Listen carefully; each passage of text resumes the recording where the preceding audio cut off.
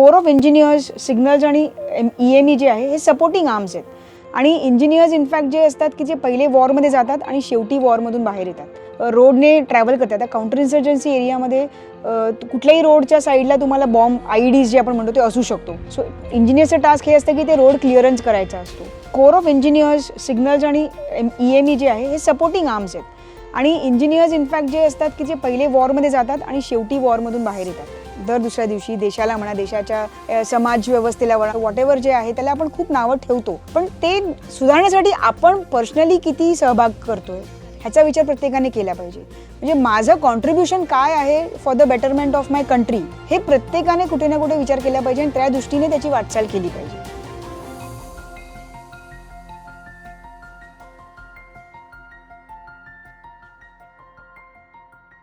मित्रांनो, आपण जर तुम्ही डिफेन्स हा पर्याय करिअरसाठी निवडला तर त्याच्यासाठी तुम्हाला कोणते कोणते पर्याय आहेत किंवा कशा प्रकारचे एकंदरीत हा प्रवास असणार आहे किंवा काय करावं लागणार आहे हे सगळं आपण जाणून घेतोय या भागामध्ये. तर याआधी आपण सिलेक्शन प्रोसेस आणि ट्रेनिंग प्रोसेस आर्मीसाठी कसं असणार आहे ते पाहिलं आणि ह्याच्यानंतर आता जेव्हा तुम्ही सिलेक्ट व्हाल एकदा आणि त्याच्यानंतर खरं तर मेन जो प्रवास आहे, जी जर्नी आहे तुमची, त्याची सुरुवात होते. तर ती जर्नी कशी असणार आहे त्या संदर्भात देखील बोलण्यासाठी आपल्यासोबत आहेत रिटायर्ड आर्मी कॅप्टन तनुजा काबरे जी. आपण त्यांच्याकडे पुन्हा एकदा जाऊयात आणि त्यांच्याकडून जाणून घेऊयात त्यांचा एकंदरीत हा प्रवास किंवा हा अनुभव कसा होता.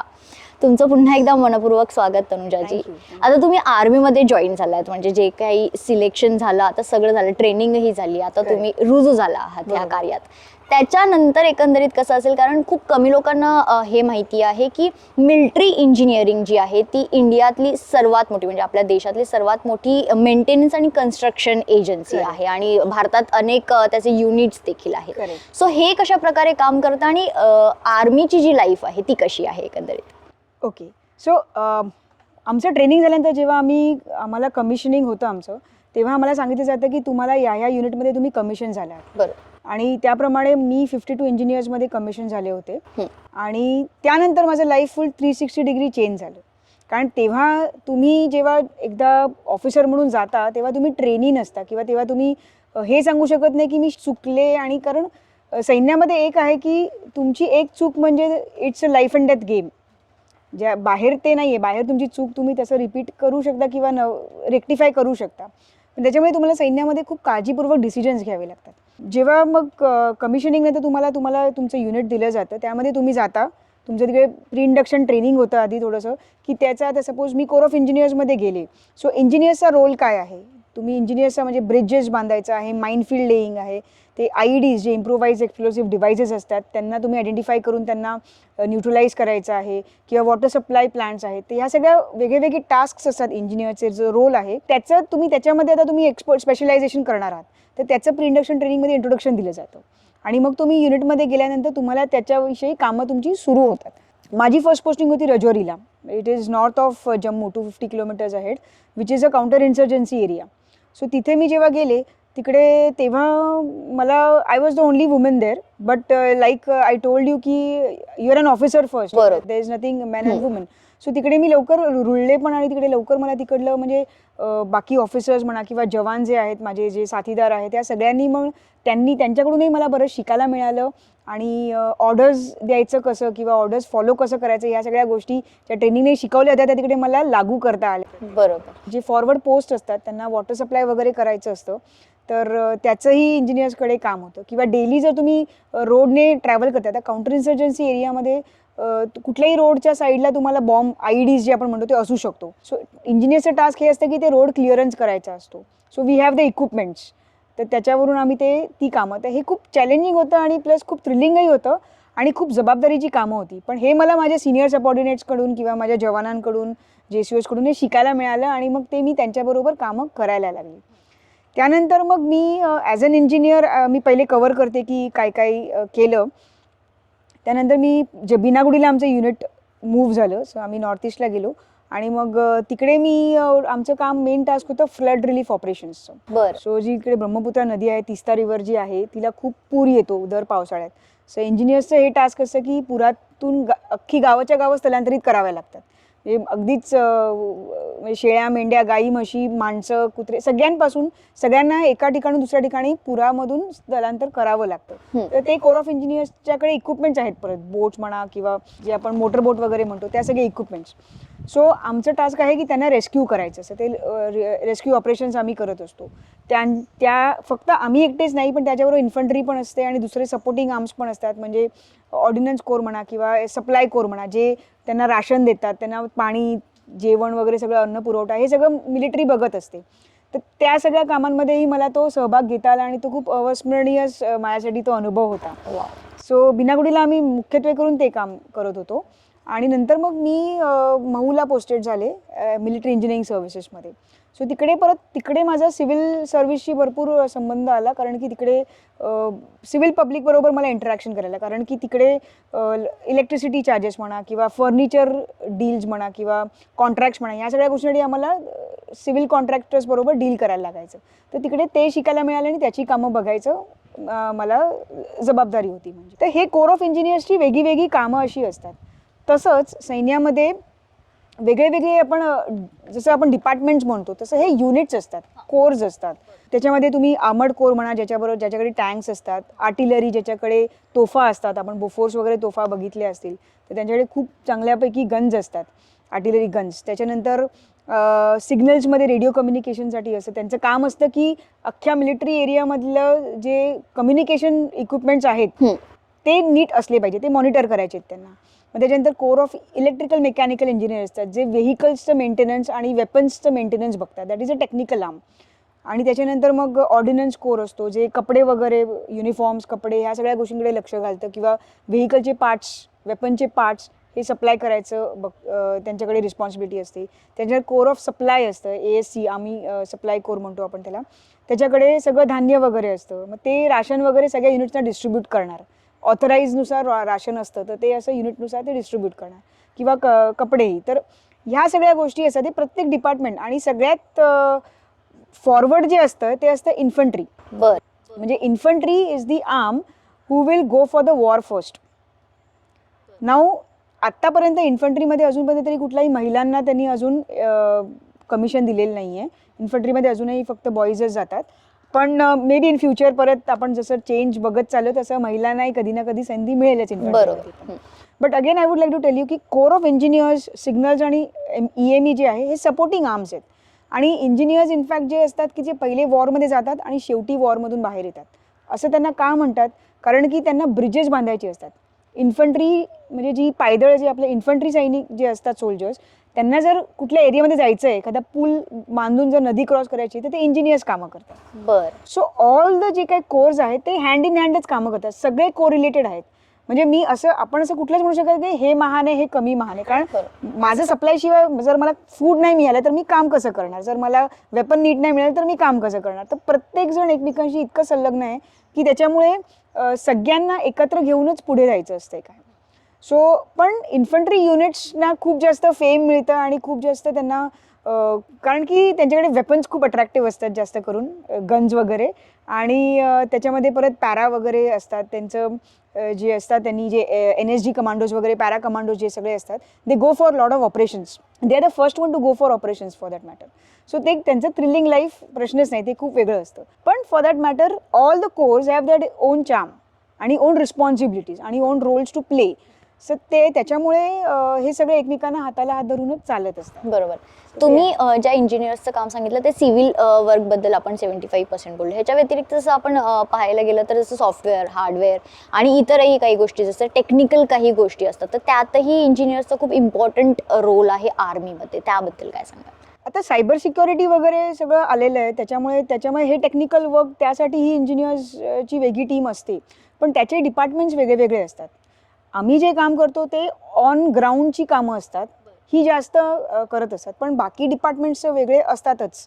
आणि आता जसं टेक्नॉलॉजी वाढत चालली आहे तसं नवीन वेपनरी सिस्टम येत चाललेली, नवीन सॉफ्टवेअर्स येत चाललेले आहेत सिग्नलसाठी पण. म्हणजे आधी जर तुम्ही 15-1 वर्षापूर्वी जरी बोला तरी रेडिओ कम्युनिकेशन, लाईन कम्युनिकेशन होतं. म्हणजे आपला जो लँडलाईन असतो तो एक होता, मग ते फिरवायचं. मग जसं प्रगत होत गेलं, आता इथे मोबाईलने, पण तरी पण मोबाईल नेटवर्क पण इंटरसेप्ट होऊ शकतो. बरोबर. So त्याचंही काहीतरी तोडगा काढण्यासाठी हे जे टेक्निकल सपोर्टिंग आर्म्स जे असतात ते त्याच्यावर सतत रिसर्च करत असतात आणि त्यांचेही वेगवेगळे कोर्स होऊन ते अपडेट होत असतात.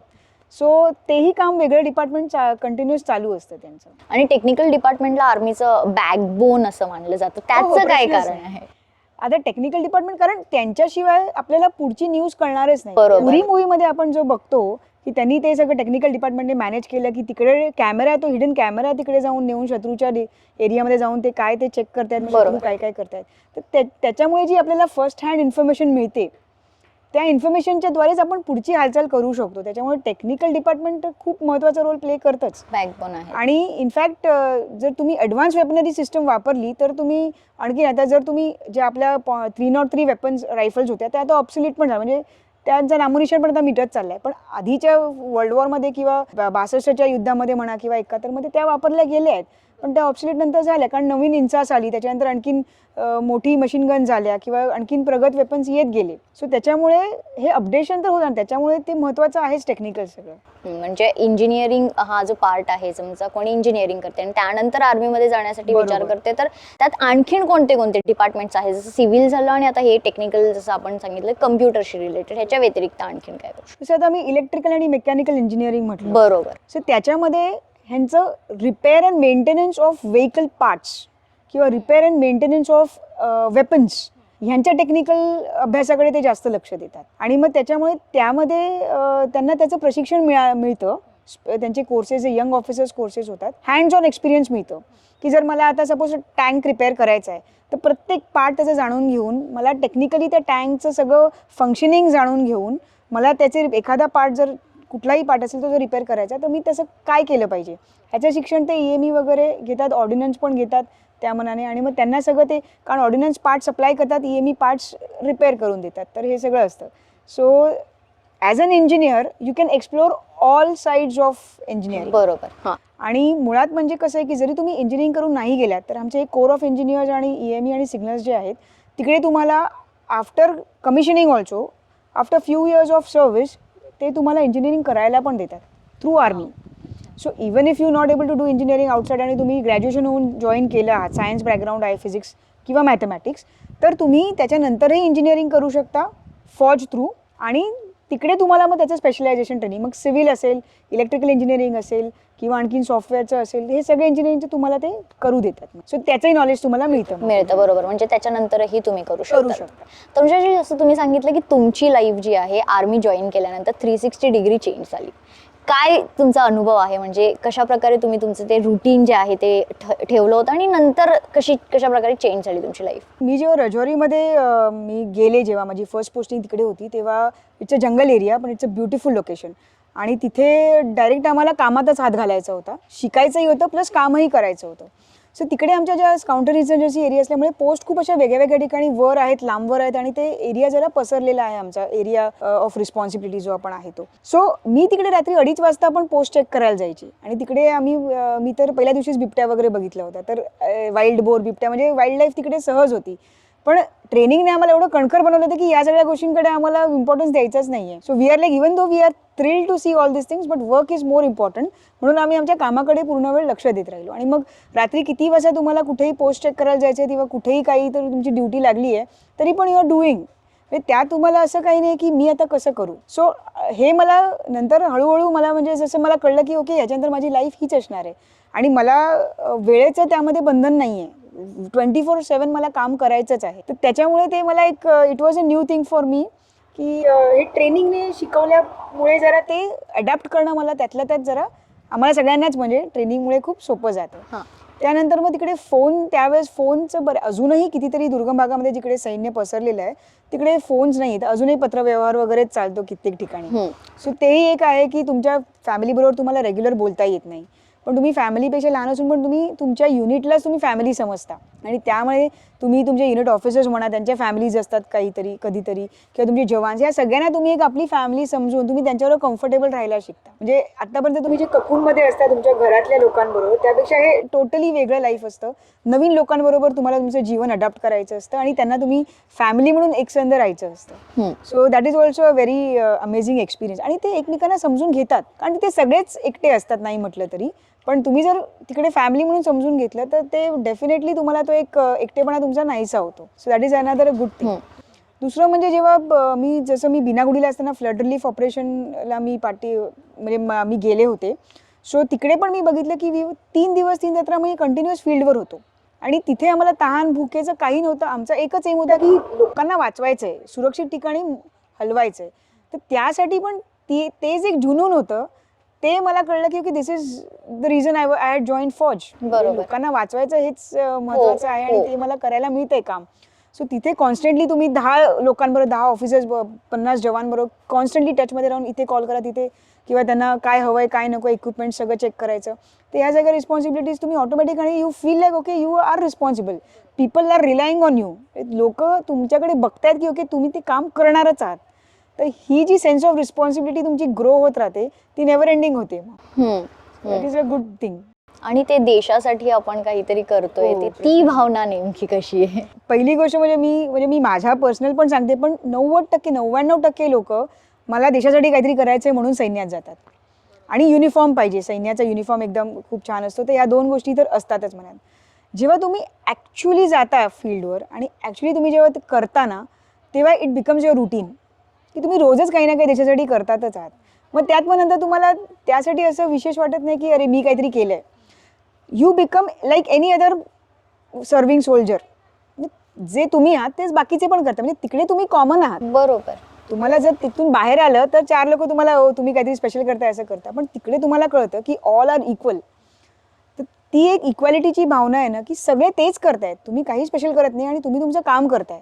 देशासाठी असेल किंवा तुमच्या जवानांसाठी असेल, तुमच्या पलटणसाठी असेल, तुम्ही करताय जे तुमचं काम आहे, तुमचं कर्तव्य आहे. आणि ते कर्तव्य सतत करत राहणं हे तुमच्यामध्ये रुजू झालेलं असल्यामुळे ती कसली अहमपणाची भावना येत नाही मनामध्ये, किंवा मी काहीतरी वेगळं करते, मी काहीतरी स्पेशल करते असं कधीच वाटत नाही. त्याच्यामुळे तुमचे पाय नेहमी जमिनीवर असतात आणि त्याच्यामुळे तुम्ही ते बाकीचे जे सिनियर जरी ऑफिसर असतील तरी तेही त्यांनी आपल्यापेक्षा खूप अनुभव घेतलेले असतो, तरी त्यांच्याकडे बघून पण तुम्हाला शिकायला मिळतं की त्यांचेही पाय तेवढेच जमिनीवर आहेत.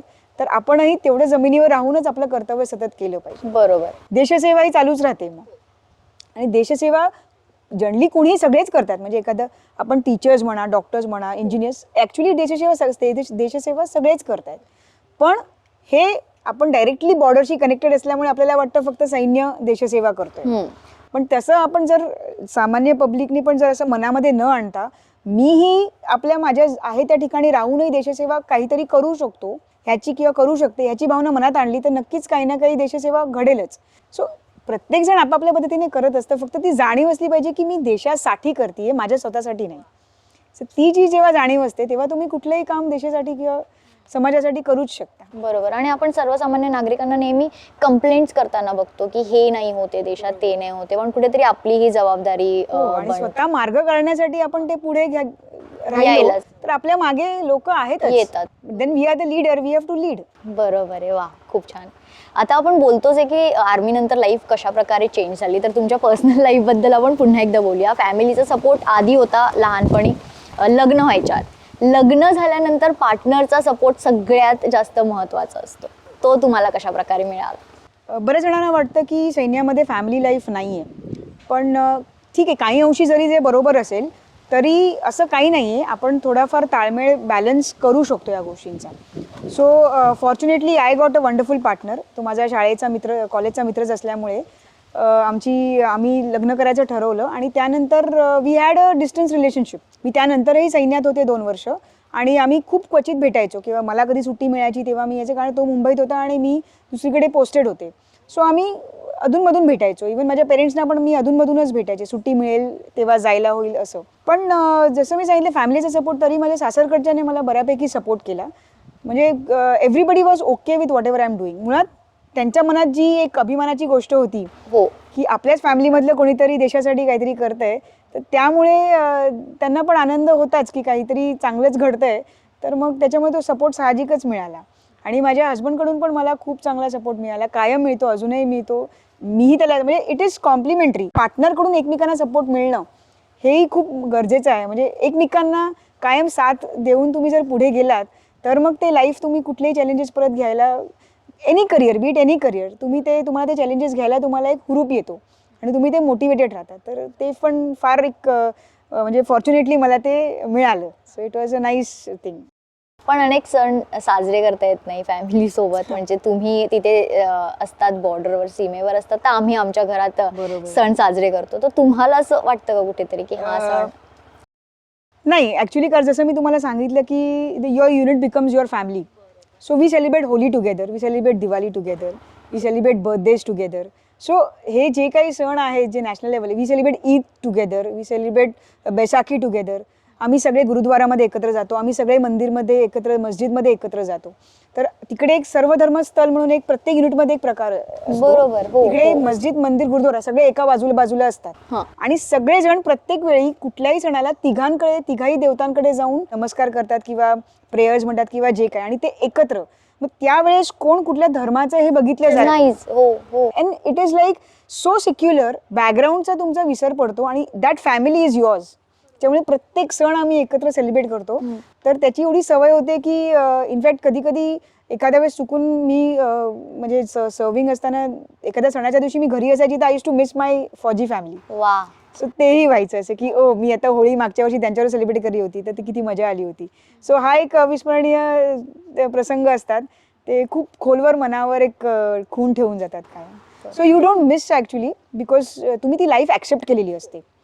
आणि ती लाईफ जेव्हा तुम्ही तन धनाने ॲक्सेप्ट केलेली असते, तुम्ही तिथे प्रत्येक गोष्टीमध्ये तुम्ही रुजता, तिकडे रुळता. त्याच्यामुळे सगळ्यांना आपलंसं करून तुम्ही ते एनिवेज एन्जॉय करता.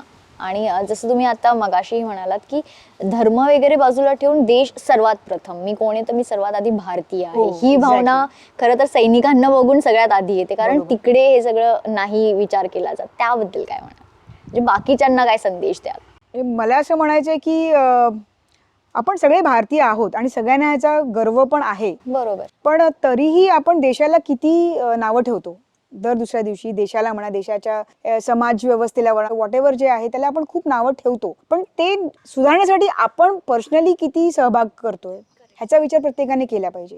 म्हणजे माझं कॉन्ट्रीब्युशन काय आहे for the betterment of my country, हे प्रत्येकाने कुठे ना कुठे विचार केला पाहिजे आणि त्या दृष्टीने त्याची वाटचाल केली पाहिजे. मग तुम्ही कुठलंही करिअर निवडा, कुठलंही क्षेत्र निवडा आणि तुम्ही आयुष्यामध्ये काहीही कुठल्याही टॉप लेवलला पोहोचा.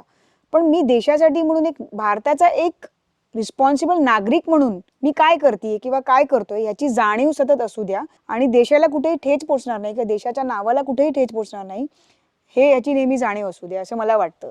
आणि ही खूप एक जबाबदारीची गोष्ट आहे आणि ही प्रत्येक इंडिव्हिज्युअलनी जबाबदारी उचलली पाहिजे. बरोबर. म्हणजे आपण प्रत्येकाने जर आपलं कर्तव्य जाणलं तर कुठेतरी समाज सुधारणेत आपण आपला देखील सहभाग देऊच शकतो आणि द्यायलाच हवा. तनुजाजी, जसं आपण सांगितलं की प्रत्येकाने आपलं कर्तव्य निभवलं तर कुठे ना कुठे समाज सुधारणेत आपण आपला देखील सहभाग देऊ शकतो. मात्र आर्मी लाईफ जर आपण म्हटली, जसं तुम्ही सांगितलं की आर्मी लाईफ आणि नॉर्मल लाईफ, सर्वसामान्यांची लाईफ काही वेगळी नाहीये, तेही काहीतरी करतच असतात देशासाठी. मात्र आपण हेही ऐकलंय की कॉर्पोरेट लाईफ आणि आर्मी लाईफ थोडी डिफरंट असते. तर त्याच्यात नेमका काय फरक आहे?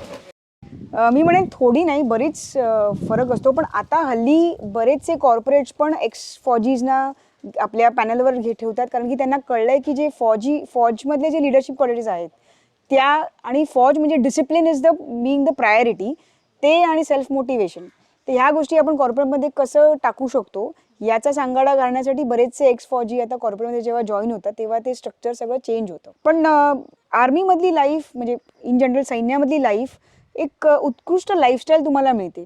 तिकडे तुम्हाला पहिली गोष्ट म्हणजे रिस्पेक्ट मिळतो सोसायटीमध्ये. बरोबर. तुम्हालाच नाही पण तुमच्या पेरेंट्सना, तुमच्या फॅमिलीजना ते खूप जास्त तुम्हाला खूप स्पेशल ट्रीटमेंट मिळते.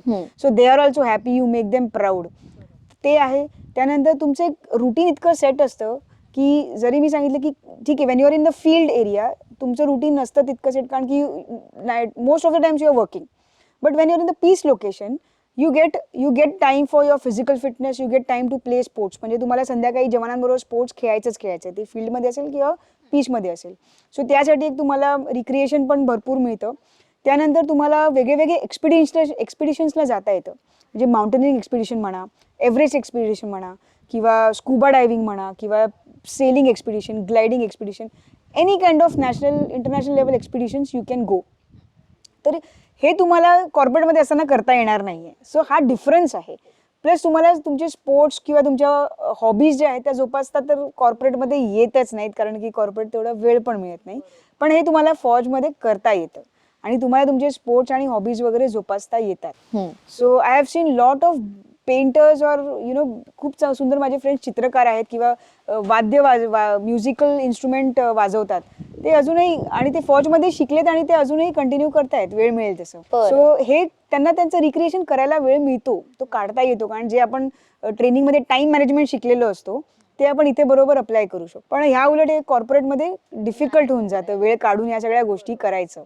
सो हा खूप फरक आहे. म्हणजे फौजी लाईफ आपल्याला खूप काही काही देते आणि आपण खूप काही काही मिळवू शकतो जर आपलं डिसिप्लिन आणि टाइम मॅनेजमेंट हे आपण त्याचा सांगाडा आपण व्यवस्थित घालू शकलो तर. ही लाईफस्टाईल खूपच सुंदर लाईफस्टाईल आहे आणि आपल्यालाच नाही तर आपल्या फॅमिलीसाठी पण ते एक खूप चांगलं त्यांना लाईफस्टाईल आणि त्यांना एक चांगलं स्टँडर्ड ऑफ लिव्हिंग मिळतं. बरोबर. आणि एक आनंदही असतो की जे आपल्याला करायचंय आणि त्यासोबतच देशासाठी आपण काहीतरी करतोय. वा, छान. तर कॉर्पोरेट लाईफ आणि आर्मीची लाईफ अर्थातच खूप वेगळी आहे. मात्र यानंतर जसं आपण पाहिलं की आर्मीची लाईफ अशा प्रकारे असते, मात्र आर्मी आणि लिडरशिप यांचं एक वेगळं नातं आहे. तर लिडरशिप किती महत्त्वाची असते आर्मीमध्ये ते आपण पुढच्या भागात पाहणार आहोत. तोपर्यंत जर तुम्हाला हा भाग आवडला असेल तर नक्की सबस्क्राईब करा ग्रो इन्फिनिटी या चॅनल आणि त्यासोबतच लाईक, शेअर आणि कॉमेंट करायला विसरू नका. भेटूया पुढच्या भागात. नमस्कार. जय हिंद. मला काय हवंय किंवा मला काय आवडतंय, माझी आवड कशात आहे हे मी माझ्या पालकांना न घाबरता सांगितलं पाहिजे. त्यांनी अवॉइड केलं किंवा त्यांनी इग्नोर केलं किंवा त्यांनी ऑपोज केलं तरी पण मी ठाम आहे, कारण की मला स्वतःवर विश्वास आहे की आज जरी मला फेल्युअर येतंय, एकदा आलंय, दोनदा आलंय, पण मला माहिती आहे की माझं पॅशन यात आहे आणि मी फेल्युअरमधून शिकतच पुढे जाणार आहे आणि एक दिवस सक्सेसफुल होणार आहे. मला वाईट वाटतंय, मी ते वाईट वाटतंय हे कम्युनिकेट करता आलं पाहिजे. मला आनंद झाला आहे, मला कम्युनिकेट करता आलं पाहिजे. मला भीती वाटतेय हे मी कम्युनिकेट करता आलं पाहिजे न घाबरता. ह्यांची डेव्हलपमेंट जेव्हा तुम्ही अशा एन्व्हायरमेंटमध्ये राहाल जिकडे पॉझिटिव्ह आहे, त्यामुळे तुम्हाला ही डेव्हलपमेंट होत राहते आणि मग तुम्हाला तो कॉन्फिडन्स येत राहतो लहानपणापासून.